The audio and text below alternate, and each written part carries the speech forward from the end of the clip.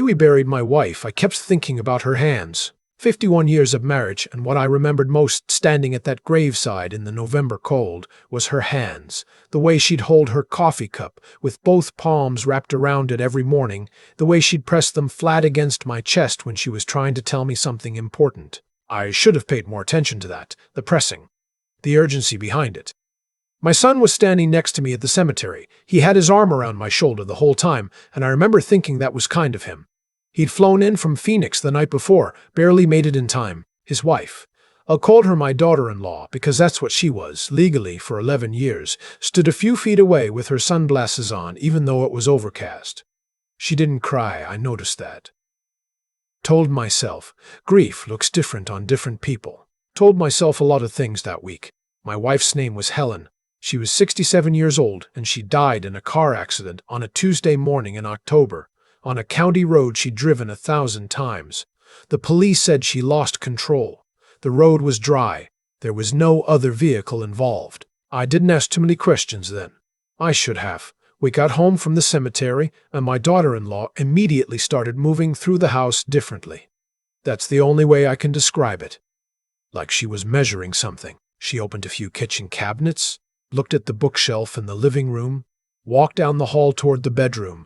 My son was on the phone with his office. He'd taken emergency leave, but there were still calls, and I was sitting at the kitchen table with a cup of coffee I wasn't drinking. "Dad," she said, coming back into the kitchen. She'd started calling me Dad about 3 years into the marriage. I'd always found it a little formal the way she said it, like a title, not an affection. "I think we should start going through Mom's things soon." I looked up at her. "People at work will cover my shifts, but only through the weekend," she said. "I want to make sure you're set up before we leave." "It's been 4 hours," I said. She nodded slowly, like she was being patient with me. I know it's hard. But sometimes it helps to clear the space, gives people a sense of moving forward. I didn't argue. I went back to my coffee. But that night, after my son fell asleep on the couch with the TV on, I sat in mine in Helen's bedroom in the dark, and I thought about the way my daughter-in-law had walked through this house, measuring something.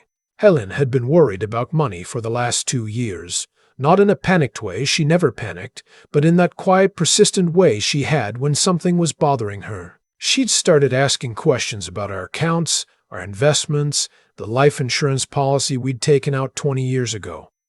She asked me twice to update the beneficiary designations. I did it, but I remember being a little impatient about it. We were healthy. We were fine. I told her she was borrowing trouble. She'd also been asking questions about our son's finances. He and his wife had borrowed money from us twice in the last 3 years. $40,000 the first time to cover some business losses, and another $22,000 about 18 months ago. He'd said it was a loan. They'd signed a promissory note at his insistence, which I thought was admirably responsible of him. Helen had been less sure. She told me once quietly, "Something's not right with them, Walter." I told her she was imagining things. Walter. That's my name.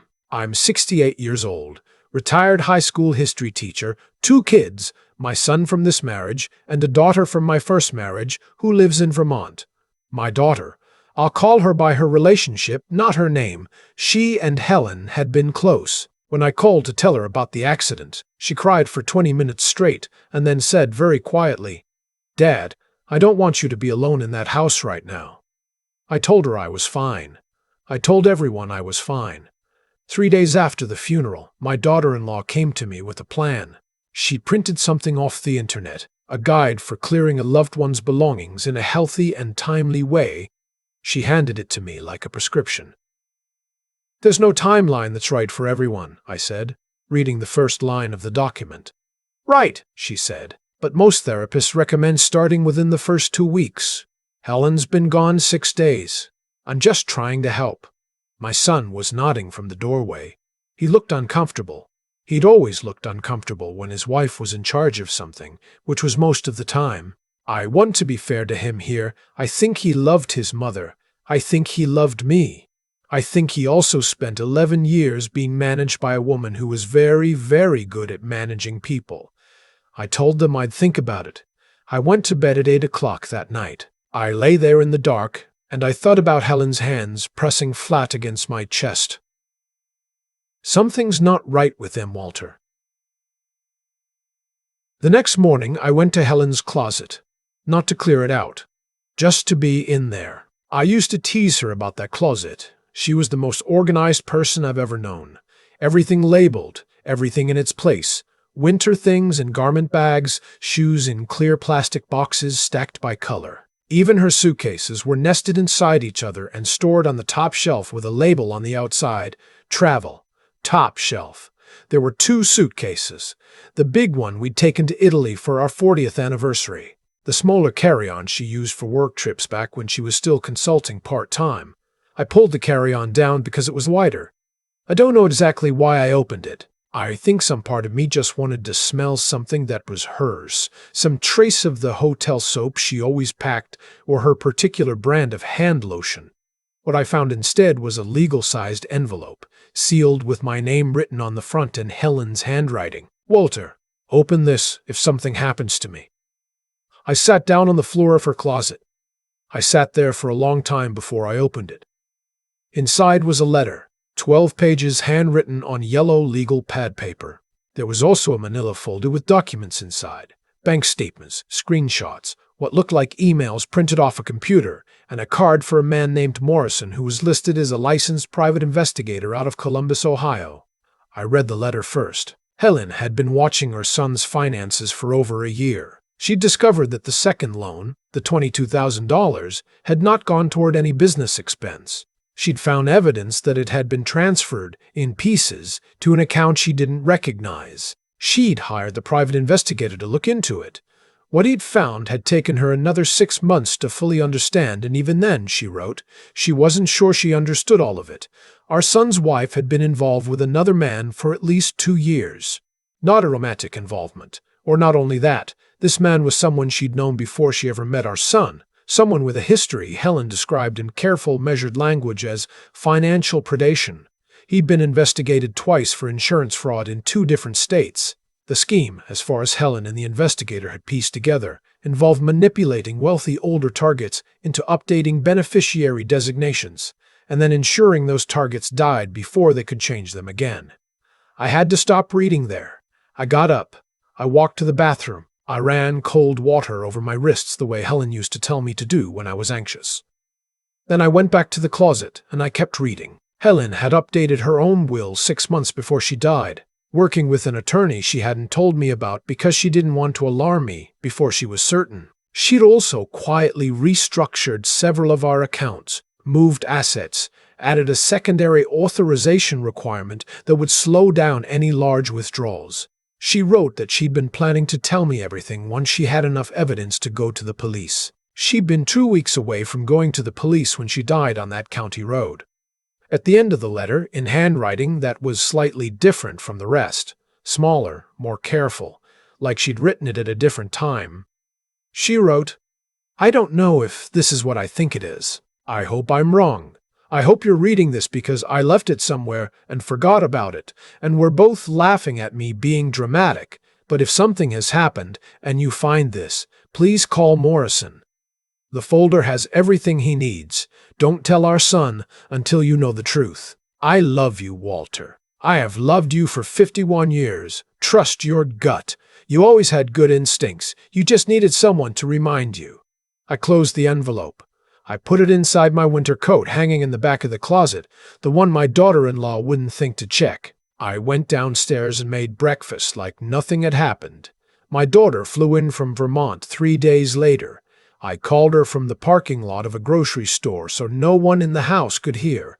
She didn't say, I told you so. She's not that kind of person. She just listened to everything, and then she said, Dad, you need to call that investigator today.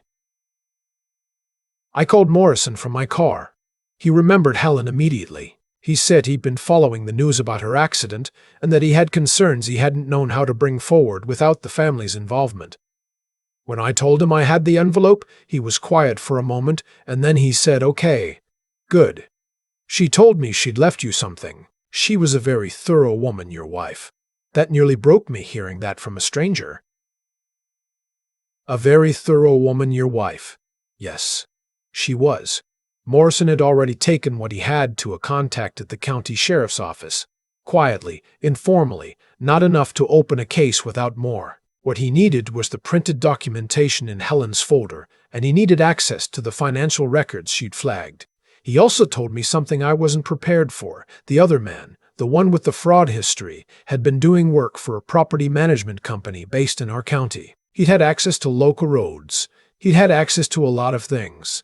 My daughter-in-law kept pushing about the belongings. Every day there was something.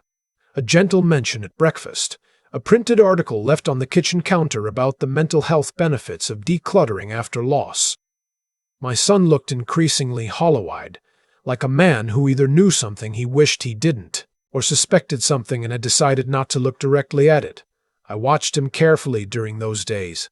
I still don't know even now exactly where his culpability begins and ends. I know what the courts eventually decided. I know what I believe in my heart, which is a harder and more complicated thing. What I did during those 2 weeks was act. I did exactly what Helen had taught me to do for 51 years. I paid attention, I stayed calm, and I trusted the person who knew more than I did, even though in this case that person was gone, and I was working from her notes. Morrison coordinated with the sheriff's department. My daughter worked quietly with Helen's attorney to get the documentation into the right hands. I gave a formal statement. I gave it twice. The second time there was a detective present who asked very specific questions about the car accident, about the road, about who had known Helen's Tuesday morning routine. I kept making breakfast. I kept saying, "I'm fine. I'm doing okay," to my son and his wife. I watched my daughter-in-law's eyes for any sign that she knew the walls were closing in. She was good. I'll give her that. She was very, very good. The morning they came to the house, I was sitting at the kitchen table with my coffee. My daughter was there. My son was upstairs. His wife was in the living room on her phone. There were 2 cars. 4 people. It was a Tuesday morning, same as the day Helen died, which I don't think was a coincidence. Morrison had a particular sense of things like that. My daughter-in-law heard the knock before anyone else. She went to the door and opened it with the expression of someone who expects a delivery. I watched her face change when she saw who was standing there. It was a small change, barely visible. But I'd been watching her face for 2 weeks by then, and I saw it. She said, "Can I help you?" And the detective said, "Ma'am, we have some questions." My son came downstairs 20 minutes later to find his wife in handcuffs and a detective asking me to verify the contents of a legal envelope I'd removed from a blue winter coat in the back of my closet. I verified them, every page. I won't walk you through all of the legal proceedings. They took 14 months. What I will tell you is that the man from Columbus, the one with the fraud history, the one who'd had access to county roads and had known Helen's Tuesday morning routine, was convicted of vehicular homicide and conspiracy to commit fraud. He received life without parole. My daughter-in-law was convicted of conspiracy and fraud-related charges. She received 22 years. My son was never charged. What happened between him and his wife before all of this, what he knew or suspected or chose not to see, that's between him and whatever he believes in. He moved back to Phoenix. We talk on the phone sometimes. It's careful and polite and sad in the way that only a conversation between 2 people who love each other and can't quite reach each other can be sad. My daughter calls every Sunday. She stayed with me for a month after the trial, and we went through Helen's closet together. Properly. Taking our time. I kept the winter coat. I kept the yellow legal pad pages. I kept the card from Morrison, even though I hope I never need it again. What I think about most now, more than the fraud, more than the trial, more than any of it, is Helen sitting somewhere in this house, alone, writing 12 pages by hand because she didn't want to alarm me, doing the research, hiring the investigator, restructuring the accounts, leaving me a roadmap because she knew me well enough to know I'd need one. She never told me, and for a long time I was angry about that. At her, which is a terrible thing to be angry at someone you've lost, and I'm not proud of it. I wanted to ask her why she didn't trust me with it, why she carried it alone. But I understand now. She knew I would have tried to talk her out of it. She knew I'd have said she was imagining things, borrowing trouble, being dramatic. I'd said those exact words to her more than once when she'd tried to tell me something was wrong. She knew me. She protected me from my own stubbornness by not giving me the chance to exercise it. She was right to do it that way. She was right about almost everything. There's a thing I say now when my daughter asks me how I'm doing, or when I'm talking to the grief support group I started attending at the Lutheran church on Route 9. I say, the worst thing about losing someone who knew you that well is that you realize how much you'd been leaning on them without knowing it. You think you're two people walking side by side. You don't realize until they're gone that one of you was also holding the other one up. I'm still learning to stand on my own. But I keep her letter. I read it sometimes, not the whole thing, just the last part, the handwriting that's a little smaller and more careful, the part she wrote at a different time. Trust your gut. You always had good instincts. You just needed someone to remind you. I'm trying, Helen. I'm still trying. If you're watching this and you've ever dismissed someone you loved when they told you something felt wrong, please hear me when I say this. Listen to them. Put down whatever you're doing, whatever you're certain about, whatever comfort you're finding in not knowing. Look at them. Listen. I had 51 years with the most perceptive, patient, thorough woman I've ever known, and I spent too much of it telling her she was imagining things. I won't make that mistake again. I don't have anyone left to make it with. But maybe you do. Maybe you still have time. I've had a lot of time to sit with everything that happened. 14 months of legal proceedings will do that to you. Give you time you didn't ask for and can't always fill. I used most of it trying to understand not just what was done to Helen, but how it was allowed to happen. And the honest answer, the one I had to sit with longest, is that it was allowed to happen partly because of me. Not because I was cruel, not because I didn't love her, but because I had spent years, comfortable, well-meaning years, choosing the easier version of things. When Helen told me something felt wrong, I heard her, and then I quietly filed it away as worry, as overthinking, as the kind of careful attention to detail that I admired in her but didn't always take seriously. I told myself I was being steady. I told myself I was keeping the peace. What I was actually doing was making it safe to ignore her. That's the part that costs me sleep even now. Not the fraud, not the trial, not the years of legal language and court dates. It's the memory of Helen pressing her hands flat against my chest, trying to tell me something, and me patting them and saying, "You're fine, we're fine," and walking away. How many times did I do that? How many chances did I have to actually listen? What I've come to understand is that wisdom isn't something you arrive at all at once. It's built slowly, out of the things you paid attention to and the things you didn't. Helen spent 51 years paying attention. She built up a kind of knowledge about people, about patterns, about the small wrongnesses that collect before something goes badly, and she tried to share that with me, and I let most of it pass through without landing. That wasn't her failure. That was mine. The investigator, Morrison, told me once during those 14 months that Helen had been the most methodical client he'd ever worked with. She didn't panic. She didn't act on feeling alone. She gathered evidence. She thought it through. She protected what she could protect. And she left me a roadmap when she understood she might not be there to walk me through it herself. That's not just love. That's a kind of courage I don't think I fully had, and I'm not sure I've fully earned it yet even now. What she did, alone, quietly, without alarming anyone, took everything at once, moral clarity about what was right and what was being done to people she loved, the intelligence to understand a complicated scheme and document it carefully, and the resilience to keep moving forward on it for over a year while living an ordinary life, making dinner, going to appointments, not letting on. She had all three, working together, and it's safe what was left of our family. I think about that when I talk to my daughter now. Every Sunday.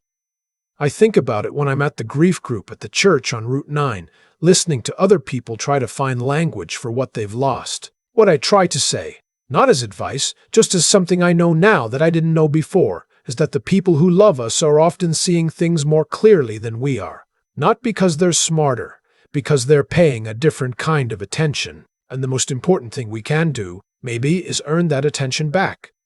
Decide to be someone worth being seen by. Helen saw me clearly for 51 years. I'm spending whatever time I have left trying to actually be the man she saw.